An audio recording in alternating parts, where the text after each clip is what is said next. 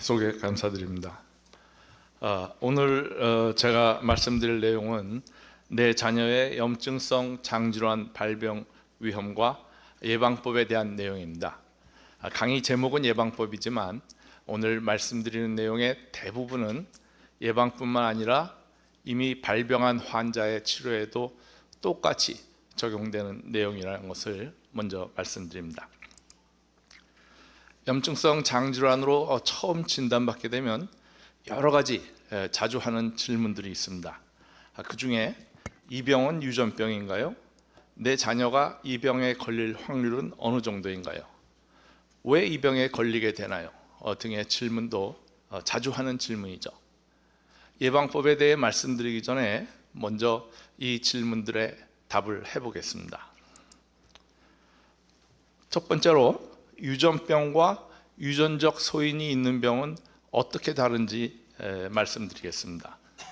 유전병은 특정 유전자가 있느냐 없느냐에 따라 병에 걸리느냐 걸리지 않느냐가 아주 높은 확률로 결정돼 버리는 병을 말합니다. 생활 습관이나 환경의 영향은 없거나 있더라도 크지 않습니다. 유전병의 예를 들어보면 비교적 잘 알려진 혈우병이나 다운 증후군 등이 있고요. 생소한 병이지만 삼성가의 병이라고 알려진 샤르코마리-투스병도 유전병입니다. 반면에 유전적 소인이 있는 병은 어떤 유전자를 갖고 있으면 병에 걸리기 쉬운 체질이 되지만 생활 습관이나 환경도 발병에 중요한 역할을 하는 병입니다. 염증성 장질환, 고혈압, 당뇨병 모두 유전적 소인이 있는 병이죠. 염증성 장질환의 경우 지금까지 200개가 넘는 유전자가 관련되어 있는 것으로 알려져 있습니다. 그렇지만 이런 유전자를 갖고 있더라도 대부분의 사람은 이 병에 걸리지 않습니다. 걸릴 위험이 다소 높아질 뿐이죠. 또한 조금 전에 말씀드렸듯이 유전병과는 달리 생활 습관이나 환경이 발병에 미치는 영향이 크기 때문에 생활 습관이나 환경을 조절하면 발병 확률을 낮출 수 있습니다. 흔히 염증성 장질환을 가족성 질환이라고 부릅니다. 가족은 유전적 소인도 공유하고 환경적 요인도 공유하기 때문에 가족 내 여러 명의 환자가 생길 수 있다는 뜻이죠. 그렇다면 내가 환자일 때 내 자녀도 염증성 장질환에 걸릴 확률은 어느 정도일까요? 세 가지 방법으로 분석해 드리겠습니다. 첫 번째는 염증성 장질환의 가족력 빈도입니다. 내가 환자일 때 내 부모, 형제, 자녀 중에 또 다른 환자가 있으면 가족력이 있다고 말하는데 우리나라는 가족력의 빈도가 3 내지 4% 정도입니다. 지금 이 자리에 100명의 환자가 있다면 그 중에 3명 또는 4명은 가족 중에 또 다른 환자가 있다는 뜻이죠. 서울 아산병원 연구에서는 6 내지 7%로 더 높게 보고되었지만 가족력이 있는 환자가 서울 아산병원에 더 많이 몰리기 때문이죠. 또한 덴마크 연구에서는 가족력의 빈도가 9 내지 12%로 우리나라보다 3배 정도 높게 보고되었지만 덴마크는 이 병이 훨씬 더 흔한 나라이기 때문입니다. 두 번째는 내 자녀의 상대적 발병 위험도입니다. 내가 환자일 때 내 자녀가 염증성 장질환에 걸릴 확률은 일반인보다 7배 내지 9배 높습니다. 상당히 높다고 느끼겠지만 B형 간염 복균자는 간암에 걸릴 확률이 15배 내지 20배 높고 담배를 피면 폐암에 걸릴 확률이 15배 내지 30배 높아지는 것에 비하면 7배 내지 9배는 아주 높은 확률은 아닙니다. 세 번째는 내 자녀의 평생 발병 확률입니다. 내가 환자일 때 내 자녀가 태어나서 죽을 때까지 염증성 장질환에 걸릴 확률은 제가 약 20년 전에 분석하였을 때는 1.4%였습니다. 서양에서 보고된 5 내지 9%보다는 상당히 낮죠. 우리가 태어나서 죽을 때까지 암에 걸릴 확률이 약 40%에 가까운 것을 고려하면 1.4%는 크게 걱정할 수치는 아닙니다. 그렇지만 이 수치도 낮출 수 있는 방법이 있다면 낮추도록 노력해야겠죠. 자, 그렇다면 왜 염증성 장질환에 걸리게 될까요? 아쉽지만 아직 원인은 잘 모릅니다. 다만 유전적 소인, 환경적 요인, 그리고 우리 몸의 면역 반응이 복합적으로 작용하여 이 병이 생기는 것으로 생각해 왔습니다. 그런데 2000년대 들어서 장내 미생물에 대한 연구가 활발해지면서 장내 미생물의 다양성이 줄어들고 균형이 깨지는 것도 염증성 장질환의 발병의 중요한 요인 중 하나라고 생각하게 되었습니다. 그 결과 염증성 장질환의 발병 기전을 설명할 때 이와 같이 동그라미가 3개에서 4개로 늘어난 모델을 더 많이 사용하게 되었습니다. 특히 최근에는 이 장내 미생물과 면역 반응 사이의 상호작용에 대한 연구가 아주 중요한 연구 주제입니다. 장내 미생물과 면역 체계 사이에는 복잡하고 변화무쌍한 상호작용이 존재합니다. 장내 미생물은 면역 체계가 잘 발달할 수 있도록 도와줍니다. 반대로 면역 체계는 장내 미생물이 건강한 균형을 이룰 수 있도록 도와줍니다. 그런데 유전적 소인과 환경적 요인으로 인해 장내 미생물에 교란이 생길 수 있습니다. 즉, 장내 미생물의 다양성이 줄어들고 균형이 깨지면 그로 인해 면역 조절 장애가 생기고 그 결과 여러 가지 질환이 생길 수 있는데 그 중에 하나가 염증성 장질환입니다. 예방 방법에 대해 본격적으로 설명드리기 전에 한 가지 가설을 소개해 드리겠습니다. 왼쪽 그림은 친구들이 어울려서 흙장난도 하고 있고 반려견과도 접촉하고 있습니다. 오른쪽 그림은 집안에 혼자 있고 혹시라도 세균이 침범할까 봐 마스크와 손 소독제도 사용하고 있습니다. 이 두 가지 그림 중에 어느 쪽이 더 위생적일까요? 위생적인 측면에서만 보면 당연히 오른쪽이 더 위생적이죠. 그런데 다양한 미생물에 노출되어야 장내 미생물의 다양성이 높아지고 면역 체계가 균형 있게 발달할 수 있습니다. 따라서 너무 깨끗한 환경이 오히려 면역 발달에 해롭다는 것이 위생 가설입니다. 자, 그러면 이와 같은 지식들을 바탕으로 염증성 장질환을 예방하려면 어떻게 해야 할까요? 5가지 분야, 즉 출생 전후 노출, 생활 환경, 생활 습관, 약물, 식이 습관으로 나누어서 하나씩 살펴보겠습니다. 첫 번째로 출생 전후 노출에 대해 말씀드리겠습니다. 임신 중에 또는 출생 초기에 항생제 또는 흡연에 노출되면 염증성 장질환에 걸릴 위험이 높아질 수 있습니다.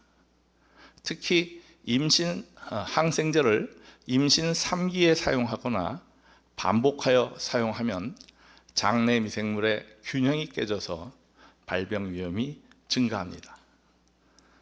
급성 장염의 경우도 장내 미생물의 균형을 깨트리므로 역시 발병 위험이 높아집니다. 반면에 모유 수유는 출생 직후 생애 초기에 장내 미생물의 형성에 가장 중요한 요인으로 알려져 있고 따라서 염증성 장질환에 걸릴 위험을 낮출 수 있습니다. 모유 수유 기간도 중요한데 3개월만 지속해도 발병 위험이 낮아지지만 1년 지속하면 더 낮아집니다. 그렇다고 해서 1년 동안 모유 수유만 해서는 안 되고 이유식은 너무 늦지 않게 생후 4개월 내지 6개월에 도입하는 것이 좋습니다. 또한 엄마와 아기 사이의 피부 접촉도 같은 맥락에서 중요합니다. 생활 환경에 대해서는 너무 깨끗한 환경은 오히려 해롭다는 위생 가설을 말씀드렸고요. 실제로 형제가 많은 대가족이거나 침대를 공유하는 경우에 염증성 장질환에 걸릴 위험이 낮아진다는 연구 결과가 있습니다. 같은 맥락에서 어린이집에 다니거나 반려동물 또는 가축과 접촉하는 것도 발병 위험을 낮출 수 있습니다. 단 적당한 위생 관리는 필요하겠죠.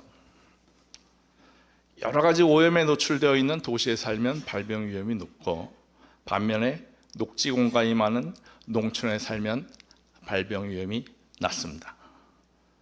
오염의 종류에는 대기 오염, 중금속, 농약, 미세 플라스틱, 과불화 화합물 등의 환경 오염 물질이 있습니다. 과불화 화합물은 생소한 용어죠.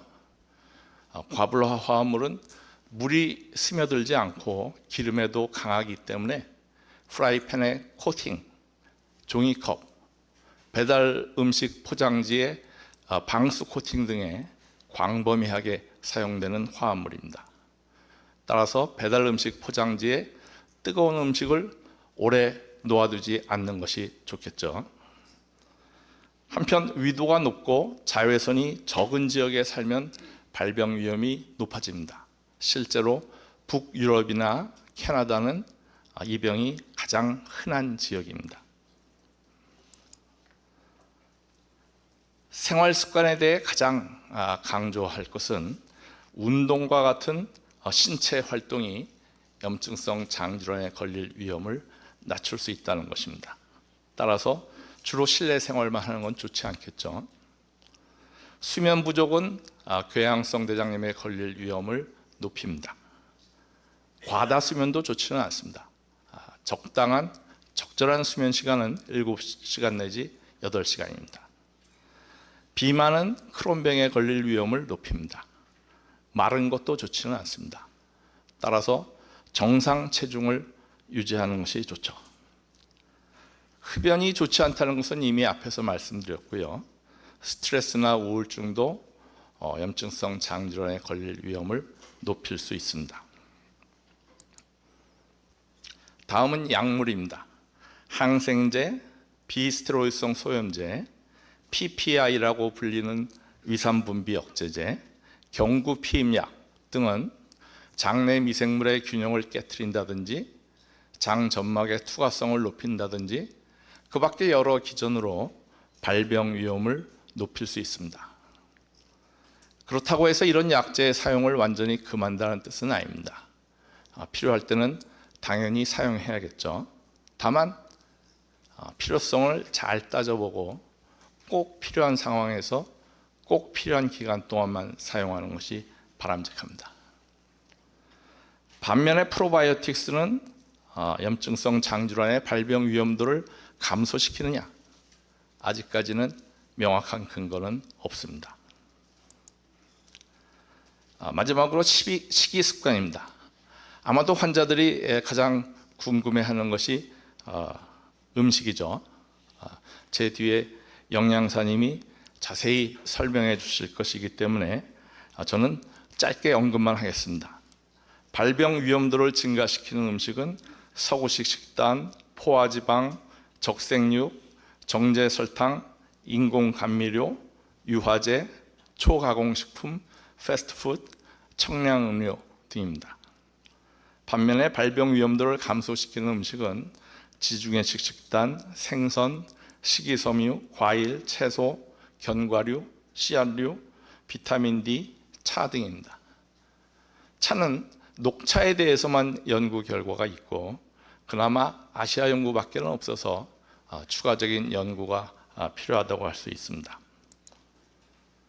지금까지 말씀드린 염증성 장질환의 예방 방법을 한마디로 요약하면 건강 생활 습관입니다. 그렇다면 건강 생활 습관을 가진 사람은 그렇지 않은 사람보다 염증성 장질환의 발병 위험이 얼마나 낮아질까요? 2023년도 영국 연구에서는 5가지 건강 생활 항목을 선정해서 이 중 4가지 이상을 실천하는 사람을 건강 생활 습관을 가진 사람, 2가지 이하로 실천하는 사람을 나쁜 생활 습관을 가진 사람으로 정의하였습니다. 그 5가지 항목을 보면 비흡연, 정상 체중, 적절한 수면 시간, 건강 식이, 규칙적인 운동으로 구성되어 있습니다. 이 연구에서는 약 50만 명을 대상으로 유전자를 분석하고 생활 습관을 조사했습니다. 그 결과를 바탕으로 유전적으로 발병 위험이 높은 사람과 낮은 사람으로 분류하였고, 건강 생활 습관을 가진 사람과 나쁜 생활 습관을 가진 사람으로 분류하였습니다. 그리고 12년 동안 관찰하였습니다. 그 결과 이와 같이 궤양성 대장암과 크론병 환자가 발생하였는데, 어떤 집단에서 발병 위험이 더 높았는지를 분석하였더니 유전적 고위험군은 유전적 저위험군보다 발병 위험이 약 2배였고, 나쁜 생활습관군은 건강 생활습관군보다 발병 위험이 약 2배였습니다. 그리고 유전적으로 고위험군이면서 나쁜 생활습관을 가진 사람은 발병 위험이 약 4배 내지 5배였습니다.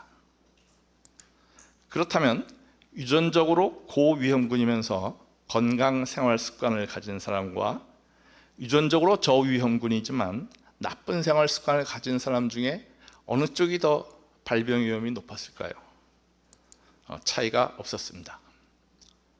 이 연구와는 별도로 2023년 미국 연구에서도 건강 생활 습관을 가진 사람은 나쁜 생활 습관을 가진 사람보다 발병 위험이 절반 이하로 줄어들었습니다. 따라서 유전적으로 고위험군이라도 건강 생활 습관을 가지면 발병 위험이 절반 이하로 줄어드는 것을 알 수 있습니다. 결론입니다. 첫째, 염증성 장질환은 유전적인 소인이 있지만 유전병은 아닙니다. 둘째, 건강 생활 습관을 실천하면 염증성 장질환에 걸릴 확률을 절반 이하로 낮출 수 있습니다. 경청해 주셔서 감사합니다.